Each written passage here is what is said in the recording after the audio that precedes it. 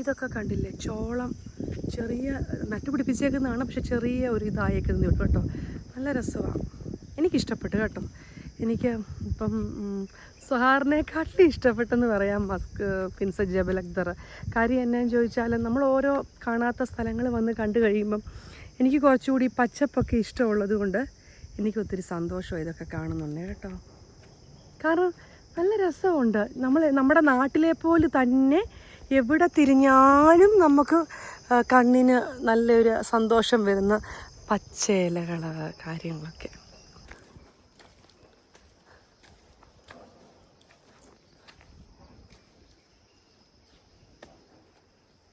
വിജി, ഇവിടെയും വാഴക്കൂമ്പ് കൊണ്ടുവരണം, ഓടിച്ചോട്ടെ.